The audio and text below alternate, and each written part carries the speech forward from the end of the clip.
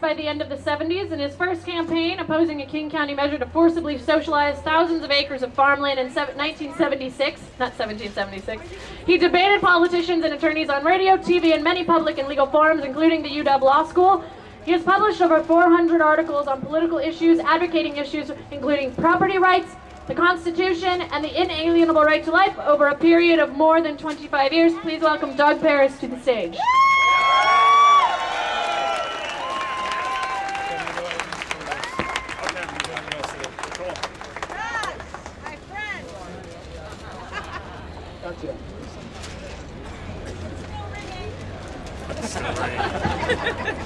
We can see clearly now. Sometimes things become so clear, it is as if the heavens have opened and you can see the face of God. We can see clearly this was the most wealthy, the most powerful, and the freest nation in the last 3,000 years. And we can see why. Our forefathers did not design a new economic system conceived in markets and dedicated to the precise regulatory operation of the supply and demand curves. They made laws against governments.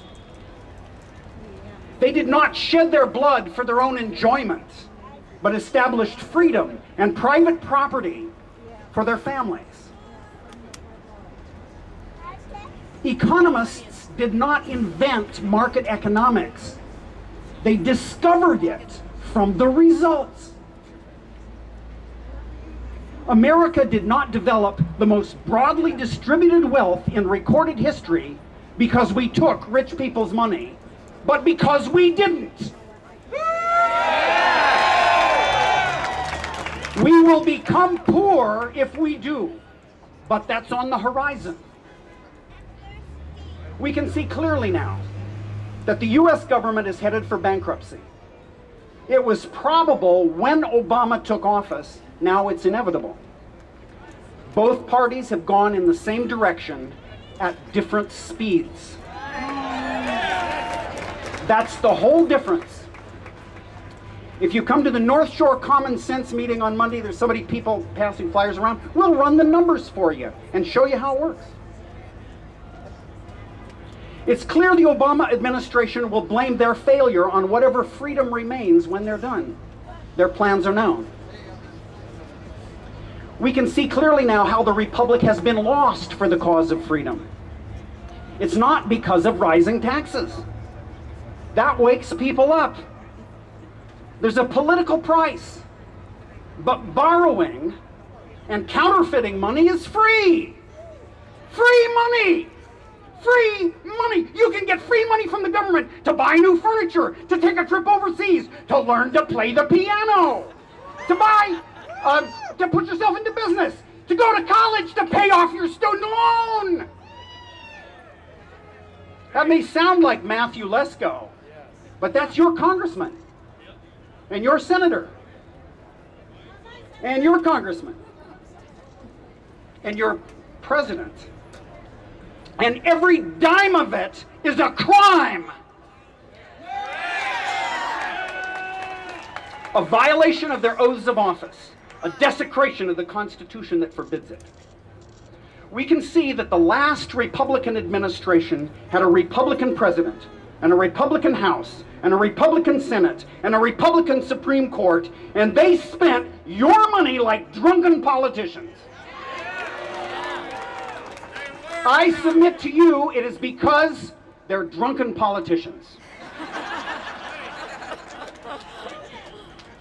They were the biggest spending administration in the history of America until we got the current one.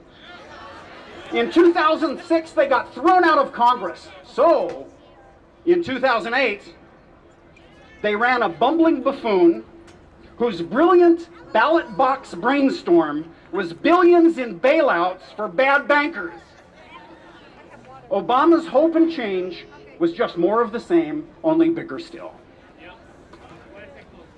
McCain is not a drunken buffoon. Moron. But we can also see clearly that simply screaming is not enough. Better man than you. We shut down the switchboard in D.C. over the bailout, and they just put it off until the fervor died away. Sticks and stones may break their bones, but words don't really scare them. It is crystal clear as a voice from heaven, we will not make a change until we've acquired the ability to hire and fire politicians. And I'm going to tell you exactly how to do that. We just need 3 things, and we're very close. We need, number 1, the right kind of candidates. Number 2, an irate, tireless minority keen on setting the brush fires of freedom in the minds of men. And 3, a political party dedicated to our cause. Now, fortunately, we've always had candidates of vision and high principle. Men and women like Brad Clippert and Reed Davis and Brian Thomas and Pam Roach and Michael Delavar and Susan Hutchison and Matt Shea and Kerry Condotta and Val Stevens and John Koster and Alex Ryan. And the GOP fought every one of them. We also have number 2, an irate, tireless minority keen on setting the brush fires of freedom. I'm looking at them.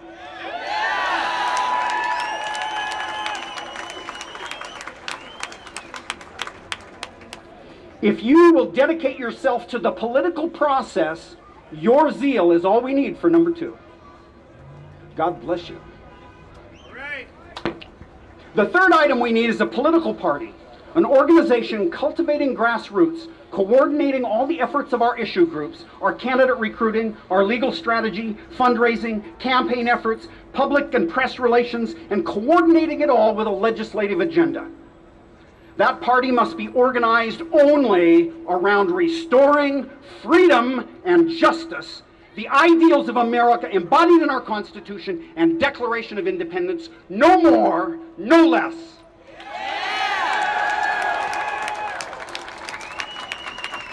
When voters go to the polls, they must have a clear choice for shrinking government and more freedom, and understand that choice. The press won't like it and will not help us. Today, when you go to the polls, in most cases, you can't find anyone to vote for. Today, a small group of elitists have a stranglehold on the party, on the power of who the Republican Party runs or doesn't. They consistently promote the worst of any 2 candidates. The smart one, who cleverly compromises his principles and reaches across the aisle to borrow away our lives and property. In a spirit of cooperation and bipartisan, you get the picture. The press love it, and they give him support until the primary's over. If we are to save our nation, we must take back control of the Republican Party.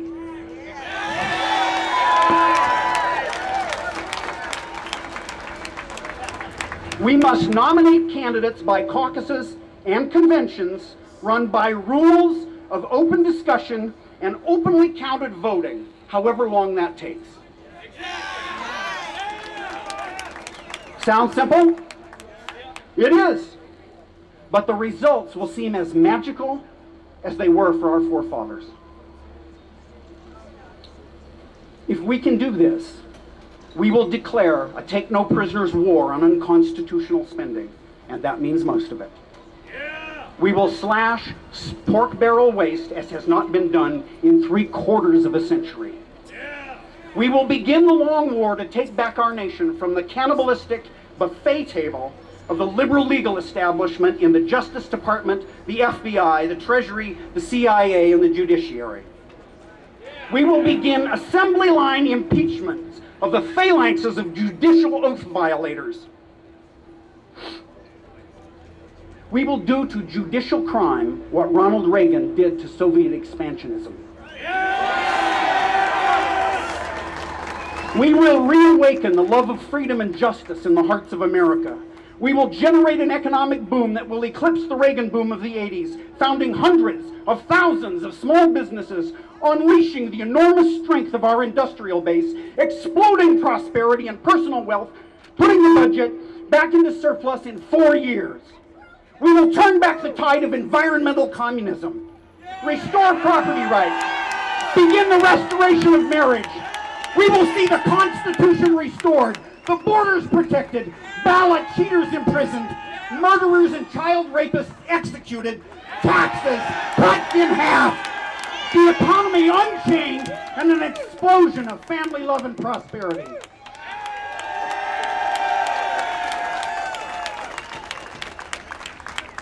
Sometimes things become so clear, it is as if the heavens opened and you can see the voice of God. We can see clearly now.